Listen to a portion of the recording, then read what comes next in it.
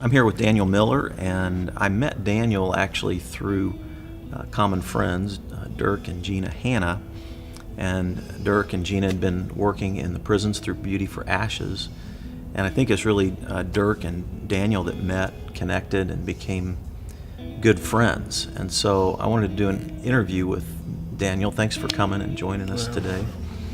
Tell us a little bit about where you're from and kind of your early childhood experience, Daniel.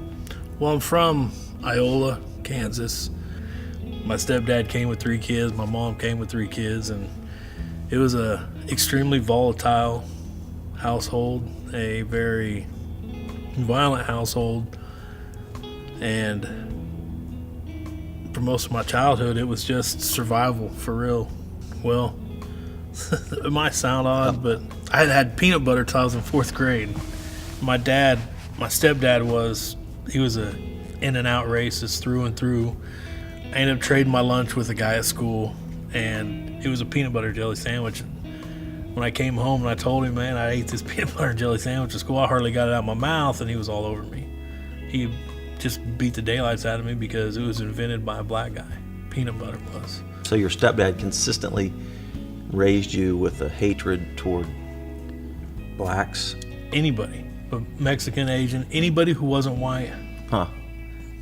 So where did that lead you? Well, everything escalated. I started getting high. I started using cocaine all the time. My mom finally got fed up with it and kicked me out when I was in 9th grade. Mm-hmm. So you're kind of out there and... Yeah, we were living in a trailer, me and a bunch of older guys and a couple of gals. And we decided one night, hey, there's a sale barn out in Gas City. We can go burglarize and get some booze. And so that's what we did. And so at 15, I ended up going to prison for 1 to 5 years. The first bad experience I had was I had a black homosexual come on to me in Norton prison. And it was seen by the population, by the rest of the guys in prison. And I had a couple of members of the Aryan Brotherhood, a couple of high-ranking members come up to me and tell me, say, look, man, everyone knows that this guy came on to you, and you can't just let it ride. If you just let it ride, then you're going to be a target your whole time in here. We want to see what you're going to do. And so a couple days later, he approached me again in the gymnasium where all the workout equipment is, and I'm scared to death because I felt like I didn't have a choice. Mm-hmm. I had a choice, but I felt like I didn't. I just felt trapped. And so I waited until he came in, and before he even said a word to me, I grabbed an Easy Curl bar, which is a curved short weight bar, and I hit him as hard as I could right in the head with it. After that, a lot of things changed in prison. After that, the Aryan Brotherhood, they saw that, hey, here's this crazy white kid who will do pretty much anything. Because once I saw how people treated me after that, I knew that was the way. That's how I could survive, and not just survive, but flourish. I didn't have money coming in from anywhere, and these guys would take care of me. All I had to do was, fight a little bit or extort some people or whatever they needed done. So you basically started becoming an errand boy for the Aryan Brotherhood in prison, right? Doing tasks that they assigned to you. Right. They call it prospecting. Okay. Is before you could actually become a member of the Aryan Brotherhood, you had to prospect for them, and that's pretty much what I was. But I was like their main prospect because I was the guy who would do anything. So after you started being prospect for the Aryan Brotherhood, eventually you did enough for them that they took you in. You got out of prison, but tell us a little bit about what happened, kind of this sort of out, then back in, out, back in. Well, when I got out, I immediately came back within 3 months for possession of a firearm. When I go back in, it was almost like I hadn't left. I went to a different prison, but everyone already knew me because they knew my reputation from Hutchinson and from Norton. And so I just dove right back in. And actually, when I came back, I probably was a little bit higher up in the organization than I was when I left. Because, of course, everything grows as time goes by and stories grow. And so I came back in and I was doing the same thing. I wasn't there very long until I got out again. And I got out again, and it was right back to drugs. And I found myself going right back to prison again. The third time I went in, I was probably the worst I had ever been. I had so much pull within the Aryan Brotherhood that I felt like I could do almost anything. And so I started questioning leadership. I started questioning things they did. And at the same time, I was living in a cell with black guys on each side of me, and these guys would talk to me all the time. 187 speed. They were just always talking to me, and I'd tell them, look, I'm not trying to talk to you. I got nothing to say to you. Don't ask me the time. Just shut up. But it was like 6 months, and them just sitting there talking to me all the time. And eventually, the Aryan Brotherhood got tired of me questioning their leadership. They got tired of me questioning decisions they made, hits that they wanted to do. And so they sent me to collect some money from the Mexicans. The Mexicans owed us a bunch of money for drugs. And I went down into the tunnels in Hutchinson. Underneath it, there's tunnels that just catacomb all the way underneath everywhere. And only one person would go with me, and that was a guy I grew up with. And he's the only one who would go with me. And I went down there, and I knew something was up. We had knives, and went down there, and there's probably 14, 15 Mexicans. And I knew that it was a setup. I knew that I was about to die. I just knew it. And about the time it started to happen, I heard some guy say, hey, we want a hand in this, or we got something to say about this. And I turn around, and there's two black guys who were my neighbors, 187 in speed, and they got a whole lot of Crips with them. And I'm like, okay, I'm going to get killed by both ends. Man, these guys walked up to me.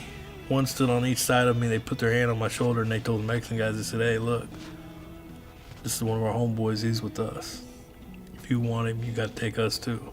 And it just blew me away. I'd been nothing but mean to these guys, and they saw something in me that they liked. And yeah, wow. they saved my life that day. So because you were questioning some of the Aryan leaders, they basically set you up with the Mexicans to be killed. They were going to take you out. Yeah. But these two guys had been talking with you about what? Nothing. They they would tell me, one thing they would always say is I was limiting myself. I was limiting my experiences in life by not including other people.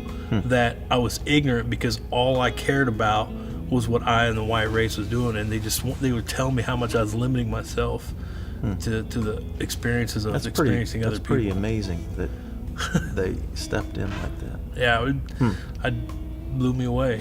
So tell us about how you came to follow Jesus. So when I got out of lockdown, I decided to go to a program. It was an Ellsworth prison called Interchange Freedom Initiative. It was a faith-based program, and it gave guys the opportunity to who wanted to change their lives. Fred, I started looking at who I was, and I knew from day one that there was something missing. I wanted my life to be full. And at the end, when Don said, give me a drink, oh Lord, is what he said when he ended the sermon. And it just broke me because I needed that drink. I needed that drink more than I needed anything in this world.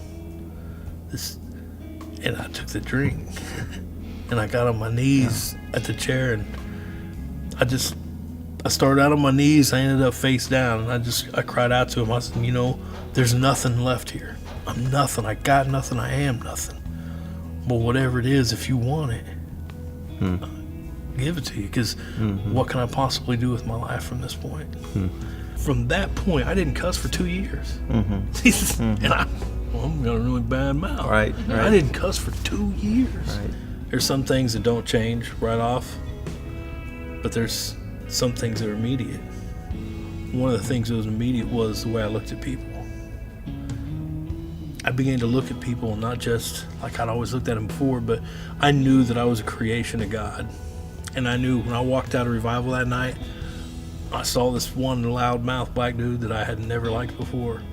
But when I saw him, I'm like, man, God created him just the same as he created me. He knew every hair on his head, just like me. And it was like God used that to just change my heart and the way I viewed people, no matter who they were. And especially, I still had problem with guys with cases, different cases that were kind of bad. But when it came to race, man, he changed it almost immediately. Right. And it blew me away because I thought about that night. I'm like, wow, when I look out my cell door and I see black guys and Mexicans and Asians out there, I don't think about them like I used to. You know, Right. before I wouldn't pay you 2 minutes. You know, I'd ignore anything you had to say. I don't want to talk to you. And now it's just like, man, you see him totally different. It's a creation. You know, he spent as much time on them as he spent on me. Right. He had a plan for them just like he did me, and I knew that there was no place in my life for it. Yeah. There was so much evilness in me that whenever I began to confess my sins, I began to feel lightened. I began to feel, because I felt like my life had been covered in like a shroud of darkness and hate and violence for so long that it had just like built a canopy over me. And as I confessed my sins and as I just really put my heart into it, and I honestly felt like it was just like the shroud, the covering, the blackness that was over me just dissipated off of me. It changed some things about me immediately.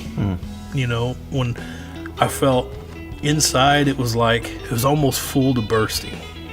I felt so full, but it was just, man, if I could have sang and danced, I would have. I mean, it was just, man, it was a joyfulness that I hadn't felt this ever.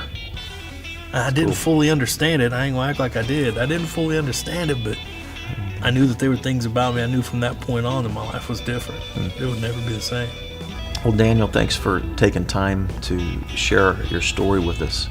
It's an encouraging story for us to hear how God can take a life and change it and transform it through the power of Jesus.